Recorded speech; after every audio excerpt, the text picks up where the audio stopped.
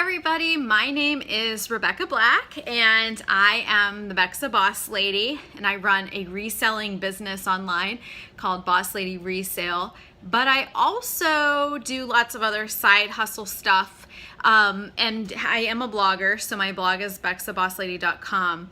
But I really today wanted to share with you some of my recent health experiences for the last few years. So this is going to be a 4-part video series, and the first one is the vlog today to talk about my health issues and see if maybe some of you can relate to me when it comes to those kind of things and the challenges that I've had the last 6 years with getting my health under control. And then the second video of the 4-part series will be how I planned and prepped for my hysterectomy and endometriosis excision, which I'll also tell you the things I wish I would have done in that video before I go to the second video. So then the second part will be talking about my recovery. So it'll be, what happened right after my surgery, how I felt like the first couple weeks. The third part will be how I feel right now. So I'm 6 weeks out right now, and it'll be talking about how I feel now. And then I'll film another one in a few more months once I have some more follow-up, I start working out again, all those things, and I will share with you where I'm at that point. So with that being said, I just want to give everyone kind of a background on my health. And if you followed me for a while, this story really won't be new to you because you will have been following me and kind of followed along on my journey. So all of my health stuff started when my husband and I tried to have a baby about 6 years ago now. So once I went off of birth control, we started to try to have a baby, and I did get pregnant within the first couple months, and I had a miscarriage about 12 weeks out. And after I had my miscarriage, it seemed to be one thing after another with my health. I started gaining weight. I started being really lethargic, and it was just, I wasn't ovulating, and I just kept having all of these health issues after that. So once all of that stuff kind of started happening, I also started having bladder issues. I had to go to the bathroom all the time. I was getting up in the middle of the night. I couldn't hold it. It was quite annoying. I kept thinking that I had infections. Would go to the doctor. There wasn't anything wrong. So finally in 2012, the January of 2012, my doctor decided to do an exploratory laparoscope surgery to see if I could potentially have endometriosis. So endometriosis is where the tissues and the cells in Europe grow outside of your uterus where they're supposed to be contained, and they attach on different organs, and they can very much cause a lot of problems for millions of women around the world, and it's highly undiagnosed because it's almost impossible to diagnose it without having a surgical procedure. So it turns out I did have endometriosis, and that doctor did whatever he said he did to remove it or take care of it while I was there. I had stage 2 endometriosis, and it was on my bladder. We kept trying to have a baby. I wasn't ovulating, was having issues, and then my health started to kind of turn from there, and I was having all sorts of gastrointestinal distress, sleeping problems, fatigue, gaining weight, retaining water, headaches, migraines. I had never had a migraine before, and after my miscarriage and the surgery, I started getting migraines. They tried to put me back on pain medicine, birth control, and that kept making me sick, giving me headaches and migraines. So it's just been one thing after another. Well, I ended up being diagnosed with celiac disease, and some of you may remember me from Pretty Little Celiac, which is a blog that I started many years ago to help other people who were diagnosed with this disease, and I was managing it with a strict gluten-free diet. And at that time, I was blogging and going to conferences and sharing my story, similar to what I'm doing now. And I was if you have celiac disease, you need to follow Erica Dermer at Celiac and the Beast. She's one of my friends. She's awesome, and she really has some great stuff on her blog. So anyway, I was with her at the Celiac Disease Symposium in Chicago, And it turns out they were telling us the best practice of getting diagnosed. And what was happening is I was completely gluten-free. Like, you know, we got all new everything, and I still was having issues. I was still not feeling well. I still felt sick. And so I started to question my diagnosis. And it was at that very moment at the conference hall with Erica, and I turned to her and I said, sometimes I wonder if this is all from my endometriosis. We kind of laughed about it, and she, you know, was like, well, you know, maybe, you know, you just need to get tested again or something else or whatever. So we ended up moving to Virginia for my husband's job, and I had to start all over again with all new doctors. Well, it turns out that I was misdiagnosed. I was improperly diagnosed and misdiagnosed with celiac disease, and I did not have that at all. So now I was starting back at square one, trying to find out what was wrong with me, where do I go from here, why did I keep feeling ill, why did I keep gaining weight, why was all this stuff happening, my joints were hurting, all of this stuff was happening to me. Turns out I also have Hashimoto's, hypothyroidism, I have GERD, extreme reflux, acid reflux, Barrett's esophagus, which is in your esophagus, obviously, from the reflux, and irritable bowel syndrome they diagnosed me with, which I've been diagnosed with several times. I can't even keep track of all the things that they diagnosed me with. So over the past couple years, since we've lived in Virginia for 3.5 years now, and I just kept getting sick and sicker and sicker and sicker. We first moved here. I took a job as a general manager of a large yoga studio, and I was working probably 45, 50 hours a week. And eventually over time, I just was getting physically ill. It was hard for me to even work and teach classes, whereas before I had been a fitness instructor, I owned my own gym, and for me to not be able to just teach a class without my joints aching and everything swelling and just feeling completely horrible, I ended up leaving that job full-time and just doing part-time work.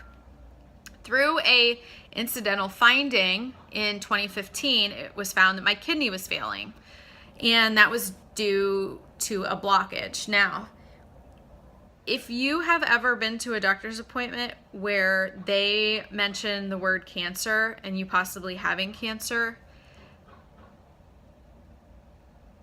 there's really no words to describe that feeling, to feel that helpless and concerned, and you have to wait for these tests and to see if that is what it is. And thankfully it was not. I did not have a tumor in my kidney, but just the thought of I could have had this the whole time and no one found it was very frustrating to me. So after getting a stent put in my ureter and feeling a lot better, I mean, I had a surgery to put a stent in my ureter, and literally 3 days afterwards, I felt so amazing. Like, my kidney was only functioning at about 18% on my left side, so I wasn't really getting all of the flushing and everything that I needed. Toxins were just building up in my kidney. So my kidney was, I don't even know how big, but it was really, really much larger than it needed to be because it was all backed up with toxins and fluids and stuff that it couldn't drain out. So with that being said, they never said they could find the cause. And I asked repeatedly, is this because of the endometriosis? You know, I had endometriosis on my bladder. Do you think there's endometriosis there? So I had another test done where they, you know, put a scope in me and looked around. She's like, I don't see any endometriosis. I don't think that's what it is. So I ended up having to have my ureter cut. They cut the block out and reimplant it into my bladder. And for the first couple months, I felt amazing. Like January, February, March of last year, I felt just like I was on top of the world. There was a day that I woke up at 7:45 naturally. I'd slept all night long, which I can't even tell you, probably last time I'd done that. And I said to my husband, I feel really good, like really good. And I'm so happy and I'm so excited and I feel really great. And I went to work that day. I was working at a car dealership as a manager. Long story. I'll save that for another blog. And then April came and I started to feel sick again. I couldn't believe it. I was devastated. And it got worse. I mean, it got worse very quickly after I started to get sick again. I was probably out of commission for at least 4 days a month. I had to leave my full-time job again because I can't call in sick every day. I'm the boss. Like, they rely on me. Their income relies on me when you're a sales manager. So I couldn't call off all the time. I mean, I didn't have paid time off or sick leave or any of those kind of things. And so my husband said, I think it's time for you to take a break and, we got to see what's going on. And that was in July. So August through December of last year, let me back up. I left my job and I decided I was going to pretty much be a full-time patient. I made appointments with every single doctor and specialist and everything that I could imagine just to try to get answers. And this is where kind of the culmination of how much I believe that our health system and our health world and the doctors and everything are doing such a disservice to patients. And I'm going to tell you why. First of all, I have a diagnosed chronic illness of endometriosis. It has been verified through pathology. It is a disease that I know I have and I will have for the rest of my life. I have seen in the last 3.5 years, 21 doctors at two different health systems and 2 private practices. And we have probably paid out of pocket, I don't know, the max deductible every single year. Every year we max out our deductible. So with that being said, I spent my full time going to endocrinologists who sent me to rheumatologists, who sent me to gastrointestinal doctors, who sent me to gynecologists, who sent me back to primary care physicians, who then told me they don't know what's wrong with me. I have cried in doctor's office parking lots more times than I care to remember.